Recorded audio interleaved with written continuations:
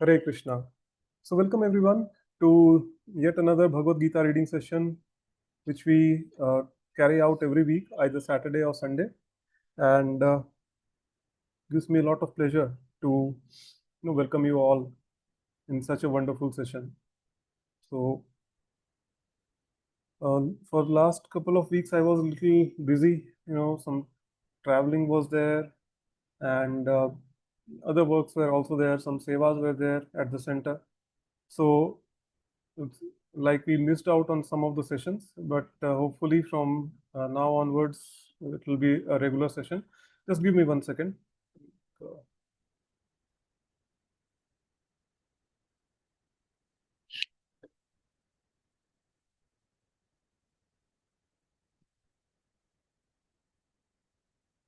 okay. So in the last session we discussed chapter number 3, verse number 26 of the Bhagavad Gita. So today we will be discussing verse number 27. The reason why I am taking only one verse again this time, because it's also a very very important verse, and I want all of you to memorize this verse actually. Okay, and just keep reminding yourself, keep reminding yourselves whenever we there is a slight tinge of pride or ego um, creeping within us. Okay, so this verse is going to be very very helpful. Okay, in that scenario. Okay, so please try to memorize this, and before we proceed, I would like to perform some pranam mantras to invoke auspiciousness. Those who know can repeat after me. Those who don't, please try to listen very intently, because listening is also very very purifying. Okay. ॐ अज्ञानतिमिरन्धस्य ज्ञानाञ्जनशलाकया चक्षुरुन्मिलितं येन तस्मै श्रीगुरुवे नमः। श्रीचैतन्यमनोभीष्टं स्थापितं येन भूतले स्वयं रूपः कदा मह्यं ददाति स्वपदान्तिकं। वन्देऽहं श्रीगुरुरो श्रीयुतापदकमलं श्रीगुरून् वैष्णवांश्च श्रीरूपं साग्रजातं सहगणरघुनाथान्वितं तं सजीवं साद्वैतं सावधूतं परिजनसहितं कृष्णचैतन्यदेवं श्रीराधा कृष्णपादान् सहगणललिता श्रीविशाखान्वितांश्च। हे कृष्ण करुणा सिंधु दीनबंधु जगतपते गोपेश गोपिका कांत राधा कांत नमस्तुते। तप्त कांचन गौरांगी राधे वृंदावनेश्वरी वृषभानुसुते देवी प्रणमामि हरिप्रिय। वाञ्छाकल्पतरुभ्यश्च कृपा सिन्धुभ्य एव च पतितानां पावनेभ्यो वैष्णवेभ्यो नमो नमः। नमो महावदान्याय कृष्णप्रेमप्रदायते कृष्णाय कृष्णचैतन्यनामिने गौरत्विषे नमः। नमो ॐ विष्णुपादाय कृष्णपृष्ठाय भूतले श्रीमते भक्तिवेदान्तस्वामिनिति नामिने। नमस्ते सारस्वते देवे गौरवाणी प्रचारिणे निर्विशेषा शून्यवादी पाश्चात्यदेशतारिणे। जय श्री कृष्ण चैतन्य प्रभु नित्यानंद श्री अद्वैत गदाधर श्रीवास आदि गौर भक्तवृंद। हरे कृष्ण कृष्ण कृष्ण हरे हरे, हरे राम राम राम हरे हरे। मूकं करोति वाचालं पंगुं लंघते गिरि यत्कृपातमहं वन्दे श्रीगुरुं दीनतारिणं। परमानन्दमाधवं श्रीचैतन्यमीश्वरम्। हरि ओम तत्सत्। Okay, nice. So what we are going to do, yeah, verse number 27 we are going to read. So before that, a quick recap of what we had seen in the previous verse. So we saw that Lord Sri Krishna, he told us that how a knowledgeable person deals with an ignorant person. Okay, we understood who is Vidwan and who is Avidwan or ignorant. Okay, Avidwan means ignorant. So now there's another question which may arise, that how do we know that who is Vidwan and who is Avidwan? Okay, so what are the characteristics of such people? Okay, how to distinguish between the two? So in this verse and in the next verse, Lord Sri Krishna is going to answer these questions. Okay, so in this verse he is telling us who is a Vidwan or who is an ignorant person. Okay, so let's read the verse. I will quickly share my screen. Sorry, I didn't keep it open. Just give me a second. Chapter 3, verse number 27. And I'm going to share.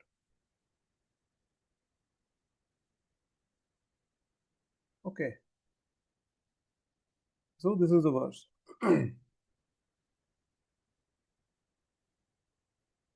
So verse number 27, chapter number 3 goes like this. Prakrite kriyamanani gunai karmani sarvashah ahankara vimudhatma kartaham iti manyate.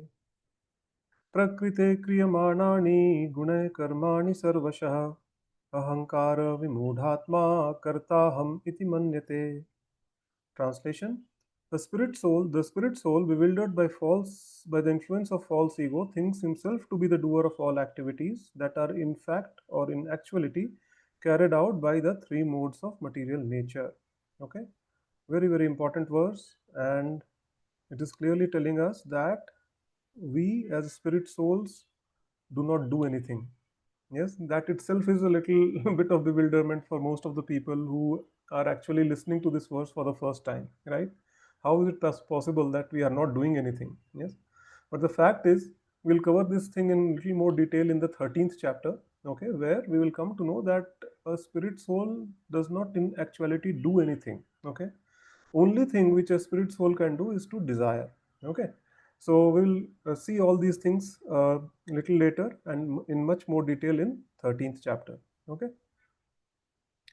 So this is the uh, basically the verse number 27, that a spirit soul bewildered by false ego thinks himself to be the doer of all activities which are in fact carried out by the three modes of material nature, okay.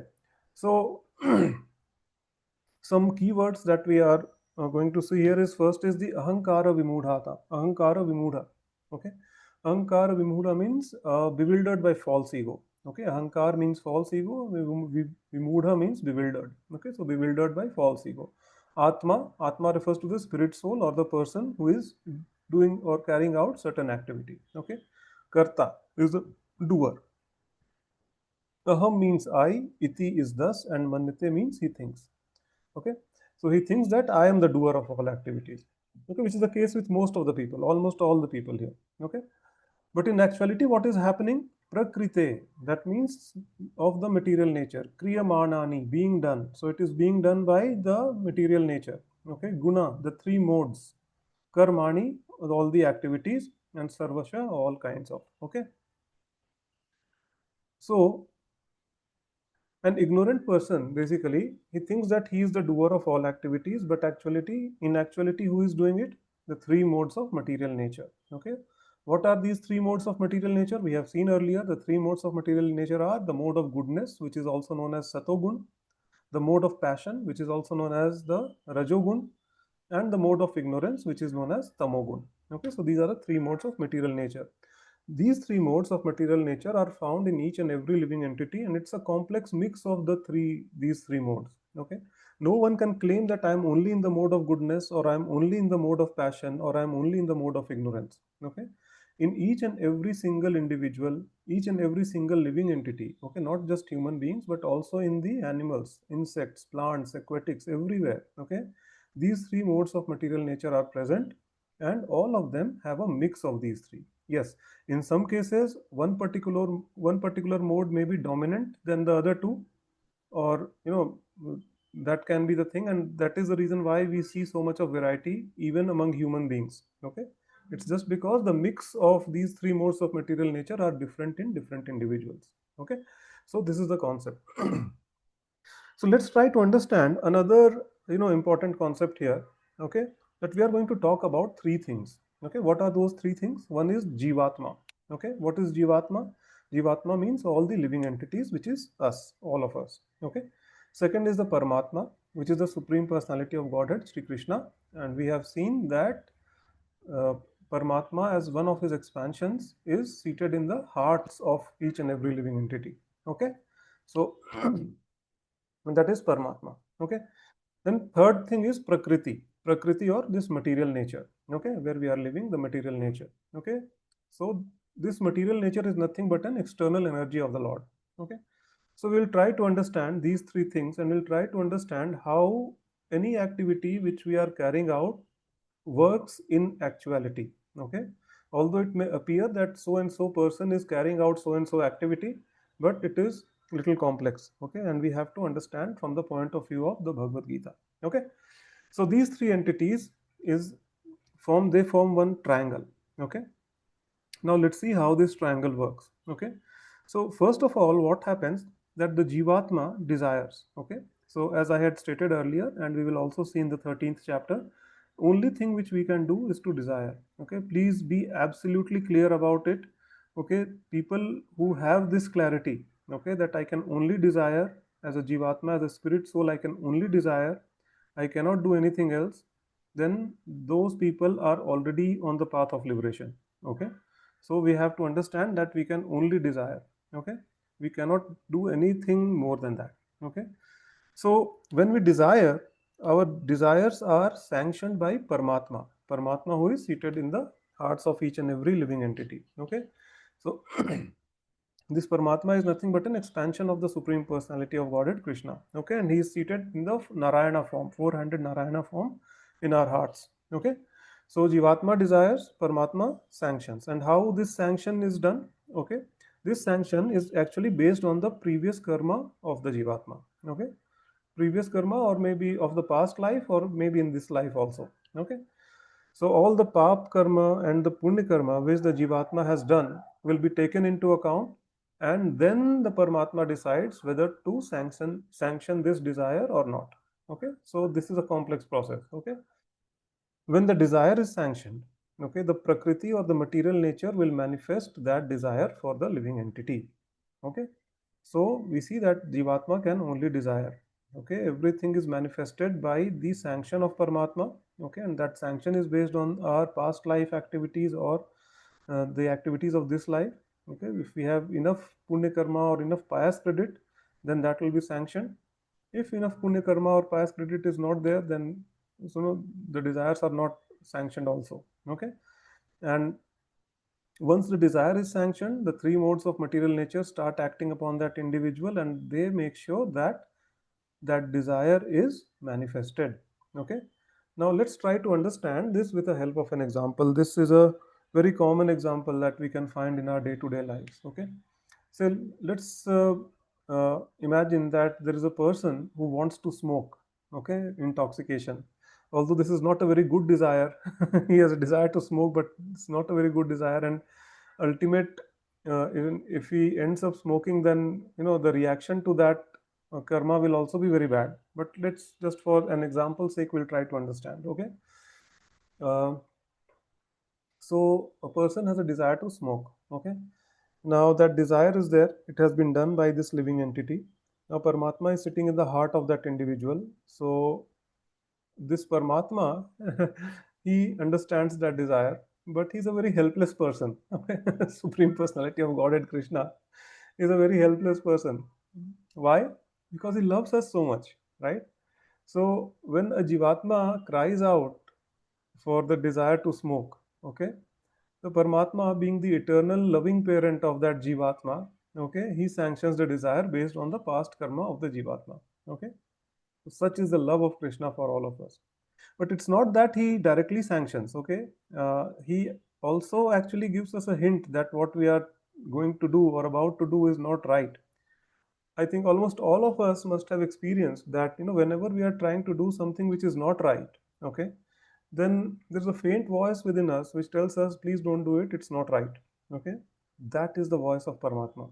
Okay, so it's not that he is not warning us, or he is not letting us know that the activity which we are going to perform is not correct, but it's just that the Jivatma chooses to ignore that advice. Okay, that is the misuse of the freedom that has been given to us. Okay, we choose to misuse our freedom, and then we choose to ignore the inner voice, basically, okay, which is the voice of Paramatma.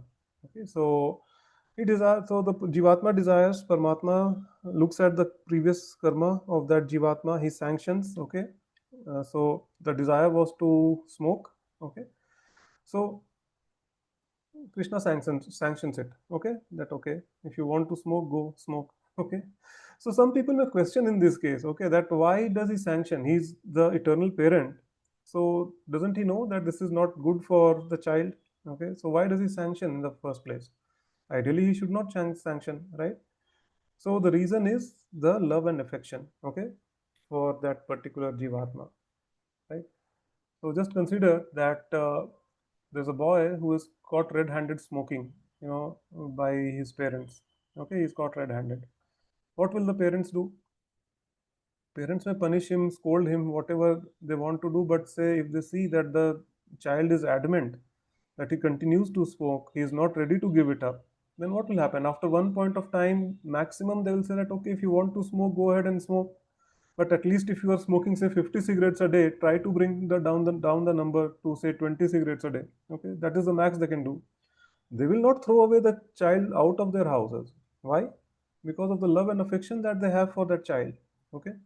So when in mortal world, in this material world, when the parents have so much love and affection, then just imagine our eternal parent Krishna, who loves us so much, how his behavior will be towards us, right?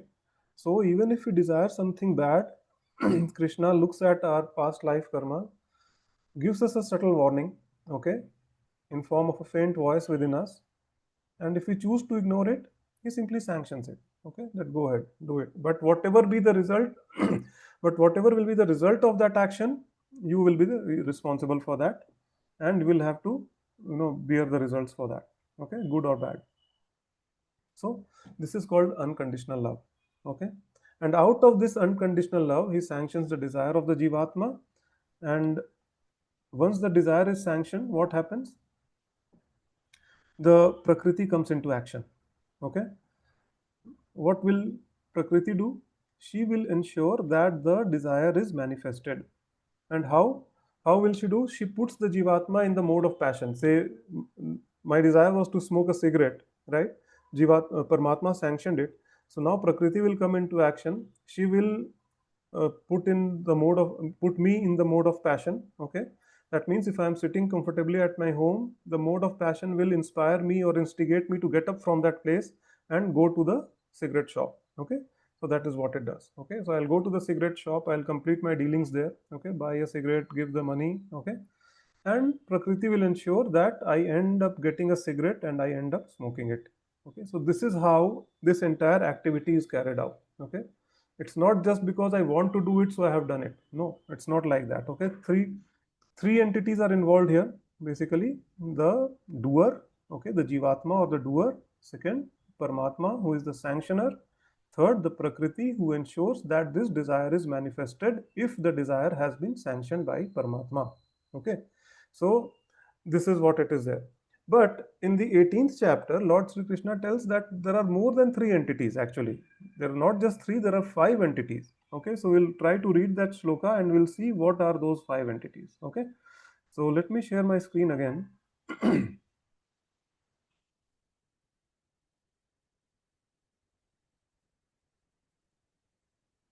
Let me open that verse first, then I'll share my screen.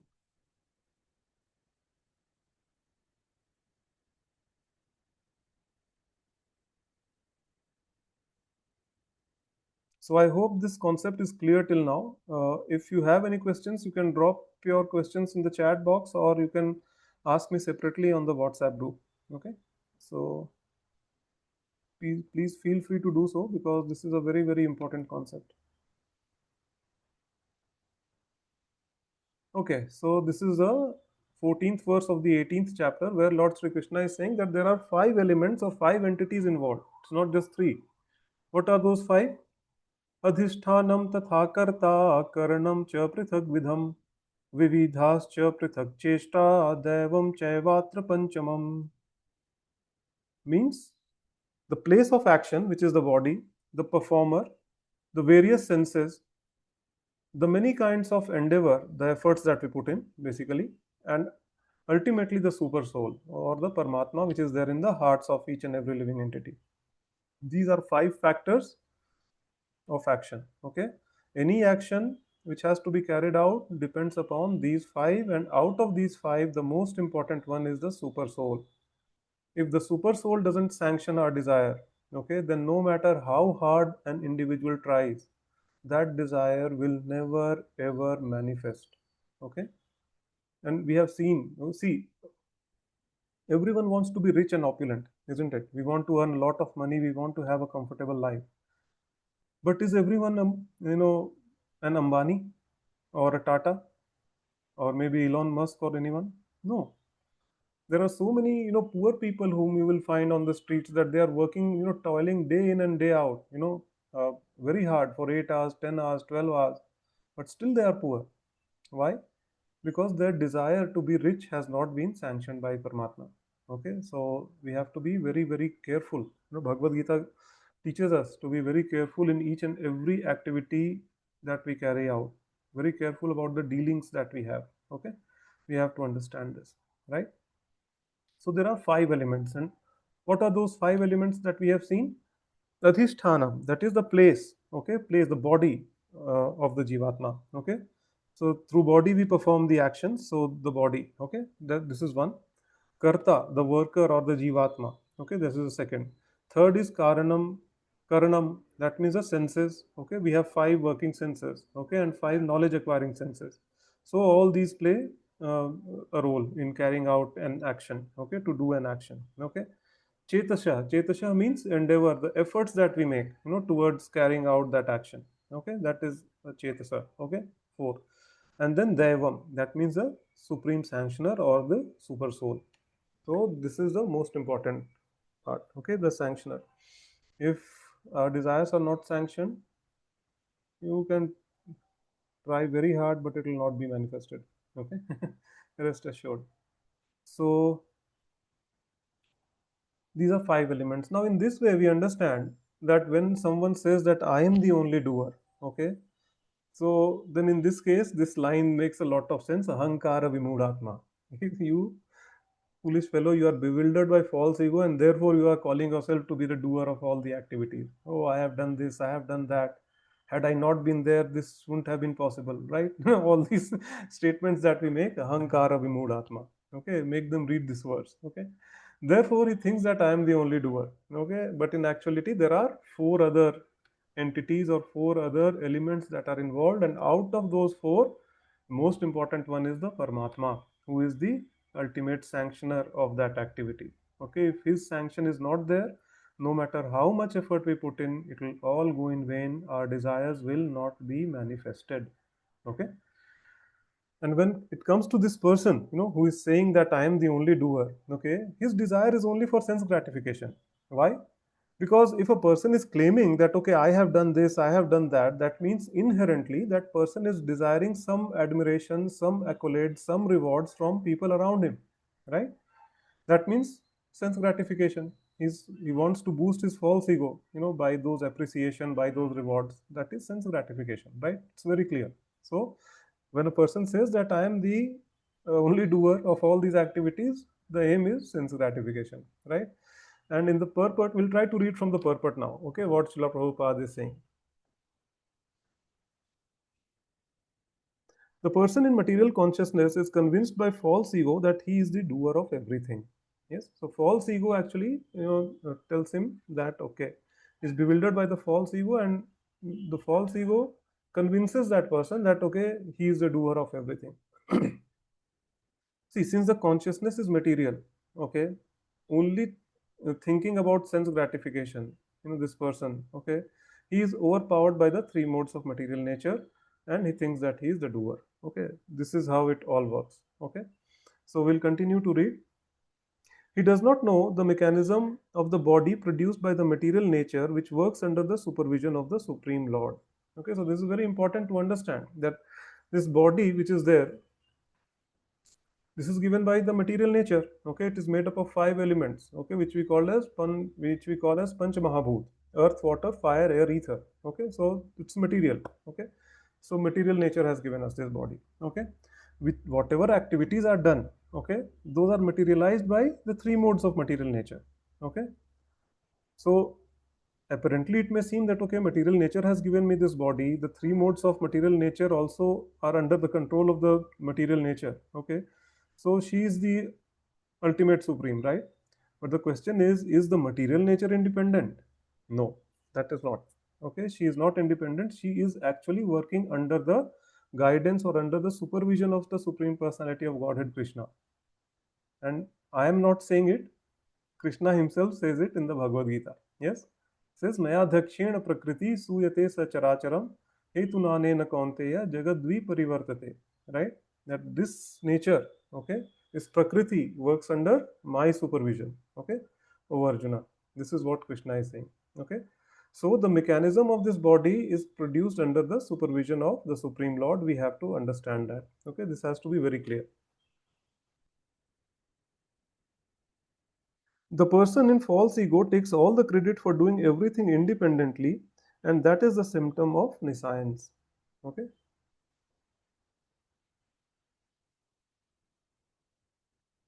Oh, sorry. The materialistic person has no knowledge that ultimately he is under the control of Krishna. Okay.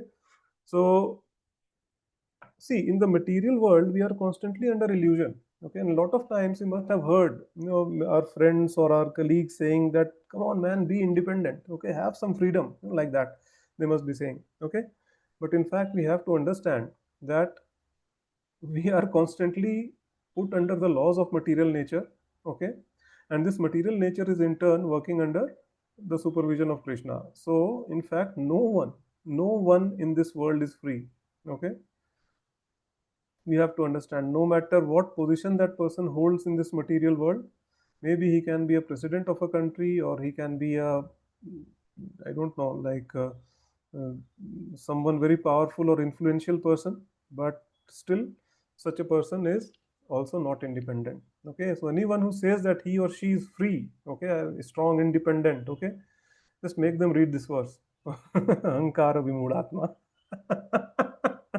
Okay, no one is free. Okay, everyone is under perfect control of the three modes of material nature, and the material nature is in turn under perfect control of the Supreme Lord. So ultimately, everyone is under the control of Supreme Lord.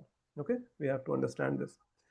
The person in false ego takes all the credit for doing everything independently, and that is the symptom of his nescience. Okay, so there are five entities involved. We saw that, right? And one out of those five, the doer, actually, he is taking the credit, all the credit for himself. That, okay, I am the doer of all these things. Okay, so this is actually ignorance. That thinking that I am the doer, I have done everything. This is actually the proper mode of ignorance. Okay, so we have to understand this. Okay.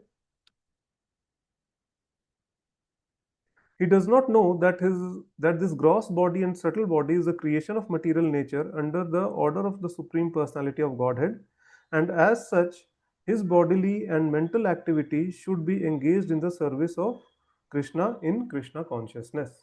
Yes, very important verse, very nice, sorry, very important line, very nicely explained. Okay, this is very clear. Okay, Krishna says that everything comes from me. In the 10th chapter, 8th verse, he is saying, Aham sarvasya prabhavo matta sarvam pravartate. Iti matva bhajante mam buddha bhava samanvita. Right? That everything emanates from me. Okay?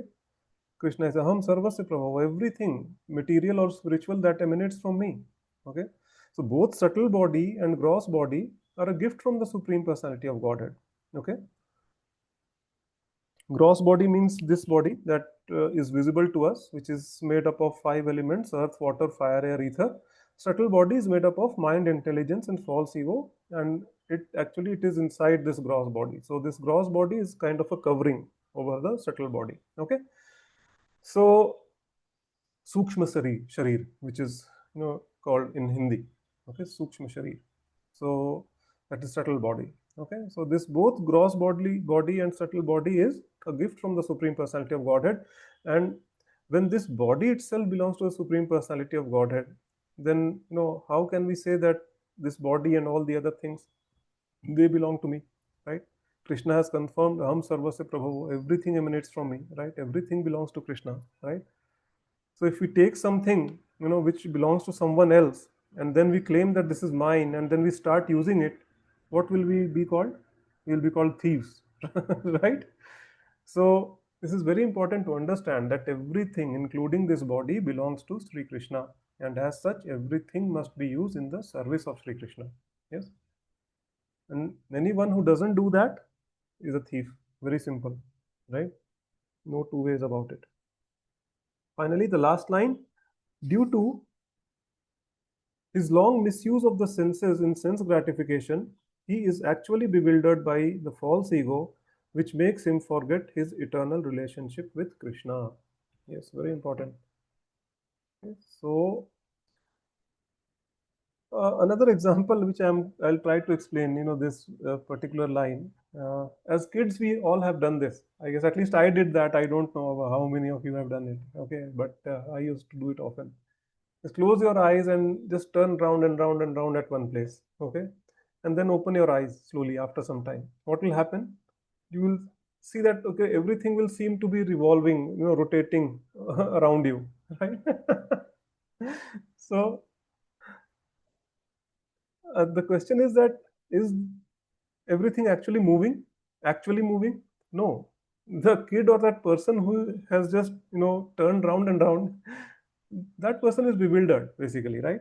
And because of that bewilderment, he's actually seeing everything appears to be moving around him or her, right? So similarly, a living entity is doing sense gratification for so many lifetimes. Okay, lifetime after lifetime, it is said in one of the scriptures that it is easy to count the number of sand grains in the river Ganges. Okay, but it is not easy to count the number of births that we have taken in this material world.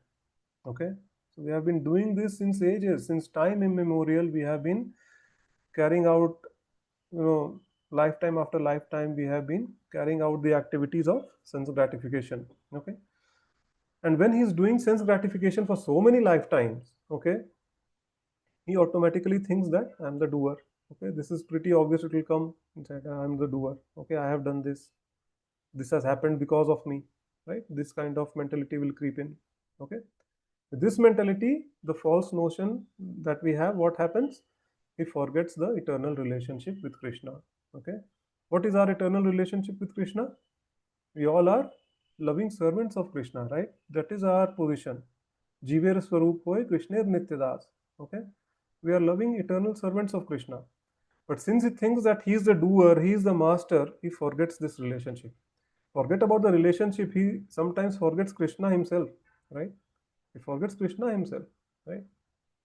That is the condition, pitiful condition of a living entity here in this material world, right? So much busy in sense gratification, yes? And such a person is called Vimudhatma, right? Bewildered by false ego, overpowered by false ego, right? So the next question might be that if this person is called a Vimudhatma, then who is Vidwan? Who is knowledgeable person? Okay, that will be explained in the next sloka. Well, let's see that in the next video. Okay, so thank you so much for joining in. I would like to pause here now, and it gives me immense pleasure to associate with all of you week after week, reading the Bhagavad Gita together. That's a big thing, right? And I know this was a very important verse, and as I had said earlier, that I want all of you to memorize this verse. Okay, and whenever you think that you are being consumed by your ego, then please remind yourself of this verse, and it will help you a lot. Okay, so if there are any questions, I'm sure this verse has been the concepts that I gave today must have been uh, something some must have been new to a lot of people. Okay, so please feel free to ask the questions. We have a WhatsApp group, okay, where we exclusively have dedicated that group for asking questions, and I am a part of that group, so you can have a little personalized interaction with me, if you are a part of that group.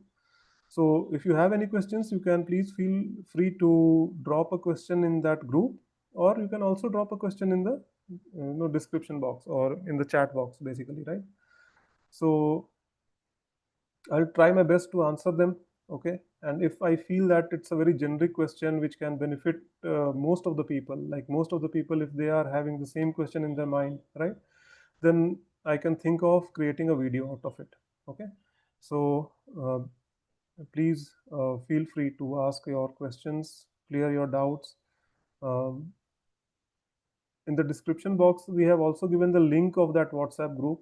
So if anyone wants to join that WhatsApp group, all you need to do is to click on that link. Okay, a notification will come to me.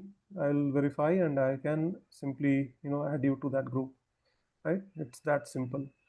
So we also have started our own Instagram handle, okay, in the name of Abhinava Gauranga. Okay, so it's my humble request to all of you that please go follow that handle. you will get a daily dose of daily quotes from my Guru Maharaj, His Holiness Jayapataka Swami Maharaj, and from the daily quotes of Srila Prabhupada will also be there. Some daily quotes from some prominent acharyas will be there, and we will also show you the glimpses of the Sunday feast program that we have at our center, ISKCON Kannamangala, and of course the pictures and some reels of your servant Abhinava Gauranga Das will also be there. Yes, so please follow that Instagram handle. Okay, really looking forward to the association of all the devotees, and we'll again meet next week with the next verse, or hopefully two verses this time. Okay, so thank you so much. Till then, take care. Hare Krishna. Chant Hare Krishna and be happy.